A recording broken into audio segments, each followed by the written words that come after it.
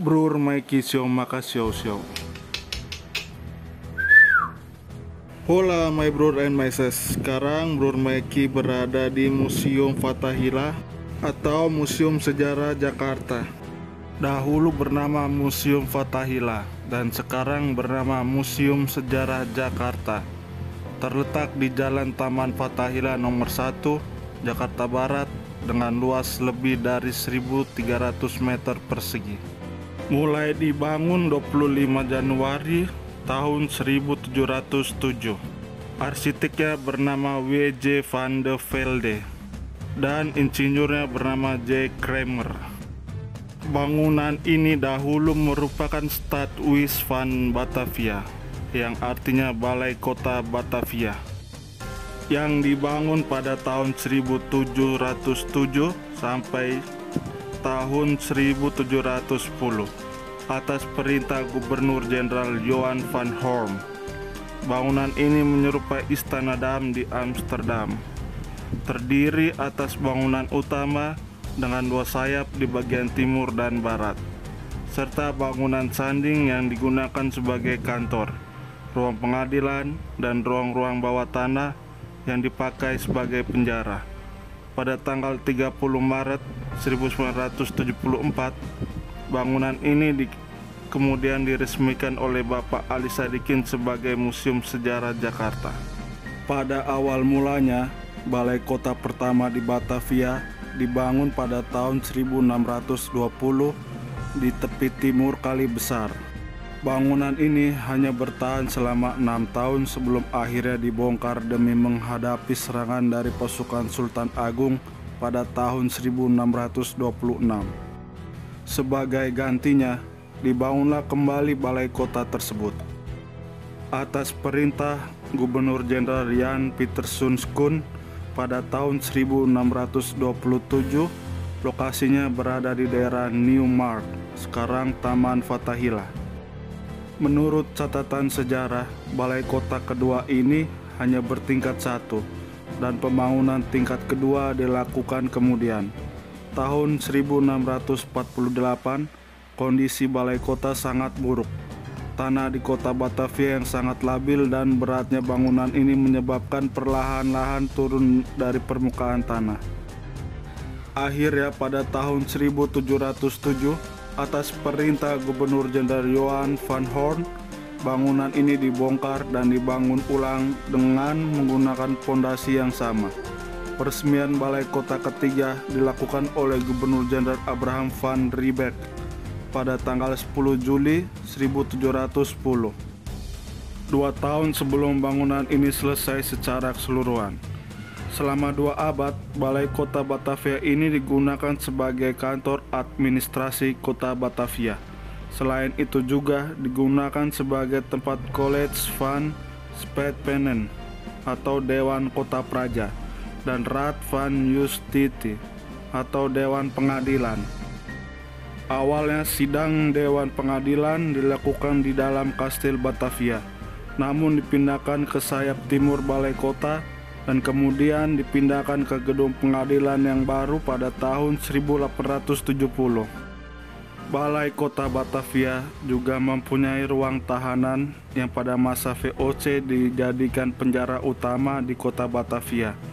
Sebuah bangunan bertingkat 1 pernah berdiri di belakang Balai Kota sebagai penjara. Penjara tersebut dikhususkan kepada para tahanan yang mampu membiayai kamar tahanan mereka sendiri. Namun berbeda dengan penjara yang berada di bawah gedung utama. Hampir tidak ada ventilasi dan minimnya cahaya penerangan hingga akhirnya banyak tahanan yang meninggal sebelum diadili di Dewan Pengadilan.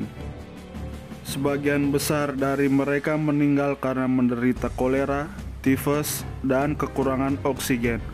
Penjara di Balai Kota pun ditutup pada tahun 1846 dan dipindahkan ke sebelah timur Molenfield, Oost.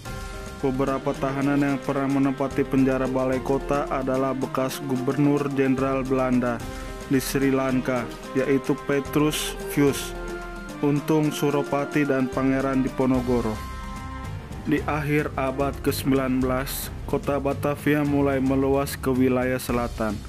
sehingga kedudukan kota Batavia ditingkatkan menjadi Gemeente Batavia akibat perluasan kota Batavia. Aktivitas Balai Kota Batavia dipindahkan pada tahun 1913 ke Tanah Abang West, sekarang Jalan Abdul Muiz nomor 35 Jakarta Pusat, dan dipindahkan lagi ke Koningspel Zuid pada tahun 1919, sekarang Jalan Medan Merdeka Selatan nomor 9-10 Jakarta Pusat. Sampai saat ini bekas bangunan Balai Kota kemudian dijadikan kantor pemerintah Jawa Barat sampai tahun 1942. Selama masa pendudukan Jepang, bangunan ini dipakai untuk kantor pengumpulan logistik Dai Nippon. Setelah Indonesia merdeka, bangunan ini kembali digunakan sebagai kantor pemerintah Provinsi Jawa Barat, di samping ditempati markas Komando Militer Kota 1 sampai tahun 1961. Setelah itu digunakan sebagai kantor pemerintah Provinsi DKI Jakarta. Pada tahun 1970, bangunan bekas Balai Kota Batavia ini ditetapkan sebagai bangunan cagar budaya. Setelah itu Gubernur DKI Jakarta pada masa itu, Ali Sadikin, merenovasi seluruh bangunan ini dan diresmikan pada tanggal 30 Maret 1974 sebagai Museum Sejarah Jakarta. Seperti umumnya di Eropa, Balai Kota dilengkapi dengan lapangan yang dinamakan Stadhuisplein. Menurut sebuah lukisan yang dibuat oleh Johannes Rach, di tengah lapangan tersebut terdapat sebuah air mancur yang merupakan satu-satunya sumber air bagi masyarakat setempat. Air itu berasal dari pancoran glodok yang dihubungkan dengan pipa menuju Stadhuisplein. Tetapi air mancur tersebut hilang pada abad ke-19. Pada tahun 1972 diadakan penggalian terhadap lapangan tersebut dan ditemukan pondasi air mancur lengkap dengan pipa-pipanya. Maka dengan bukti sejarah itu dapat dibangun kembali sesuai gambar Johannes Rach. Lalu terciptalah air mancur di tengah Taman Fathahillah.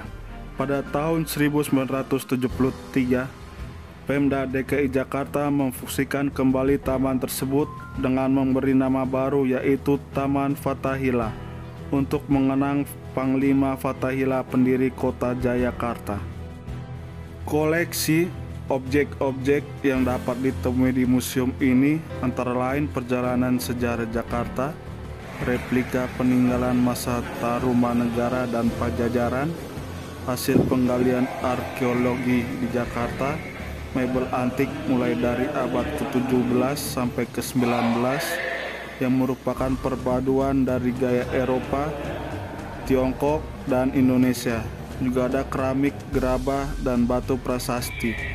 Koleksi-koleksi ini terdapat di berbagai ruang seperti ruang prasejarah Jakarta, ruang Tarumanegara, ruang Jayakarta, ruang Fathahillah, ruang Sultan Agung, dan ruang Batavia. Terdapat juga berbagai koleksi tentang kebudayaan Betawi, numismatik, dan becak.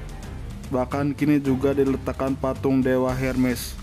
Menurut mitologi Yunani merupakan dewa keberuntungan dan perlindungan bagi kaum pedagang, yang tadinya terletak di perempatan Harmoni dan Meriam si Jagur yang dianggap mempunyai kekuatan magis. Selain itu di Museum Fathahillah juga terdapat bekas penjara bawah tanah yang dulu sempat digunakan zaman Belanda. Sejarah museum. Pada tahun 1937, Yayasan Oud Batavia mengajukan rencana untuk mendirikan sebuah museum mengenai sejarah Batavia. Yayasan tersebut kemudian membeli gudang perusahaan Geowehry dan CO yang terletak di sebelah timur Kali Besar, tepatnya di Jalan Pintu Besar Utara nomor 27, kini Museum Wayang, dan membangunnya kembali sebagai Museum Oud Batavia. Museum Batavia lama ini dibuka untuk umum pada tahun 1939.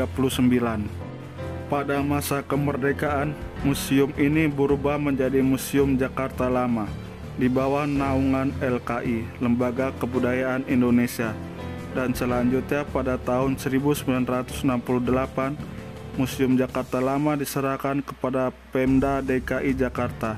Gubernur DKI Jakarta pada saat itu adalah Ali Sadikin, kemudian meresmikan gedung ini menjadi Museum Sejarah Jakarta pada tanggal 30 Maret 1974. Untuk meningkatkan kinerja dan penampilannya, Museum Sejarah Jakarta sejak tahun 1999 bertekad menjadikan museum ini bukan sekedar tempat untuk merawat, memamerkan benda yang berasal dari periode Batavia, tapi juga harus bisa menjadi tempat bagi semua orang, baik bangsa Indonesia maupun asing, anak-anak, orang dewasa, bahkan bagi penyandang cacat, untuk menambah pengetahuan dan pengalaman serta dapat dinikmati sebagai tempat rekreasi. Untuk itu, Museum Sejarah Jakarta berusaha menyediakan informasi mengenai perjalanan panjang sejarah kota Jakarta, sejak masa prasejarah hingga masa kini dalam bentuk yang lebih rekreatif. Selain itu, melalui tata pamernya, Museum Sejarah Jakarta berusaha menggambarkan Jakarta sebagai pusat pertemuan budaya dari berbagai kelompok suku, baik dari dalam maupun dari luar Indonesia, dan sejarah kota Jakarta seutuhnya. Museum Sejarah Jakarta juga selalu berusaha menyelenggarakan kegiatan yang rekreatif sehingga dapat merangsang pengunjung untuk tertarik kepada Jakarta dan meningkatkan kesadaran akan pentingnya warisan budaya. Arsitektur bangunannya bergaya neoklasik dengan 3 lantai dengan cat kuning tanah, kusen pintu dan jendela dari kayu jati berwarna hijau tua. Bagian atap utama memiliki penunjuk arah mata angin.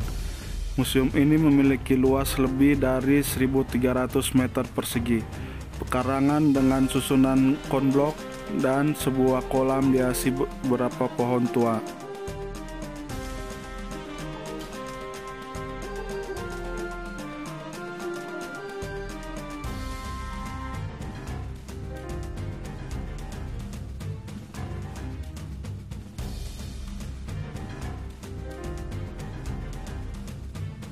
Oke, jadi inilah patung Dewa Hermes.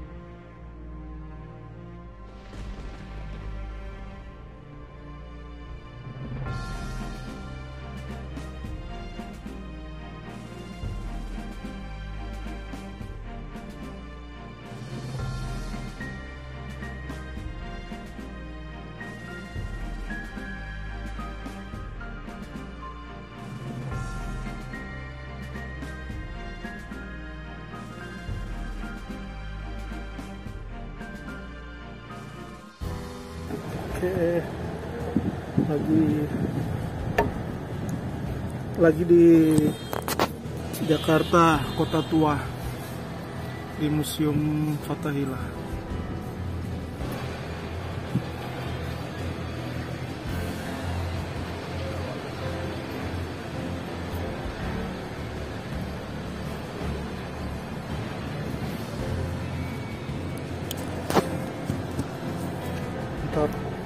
Oke, jangan lupa di subscribe, like, dan lonceng.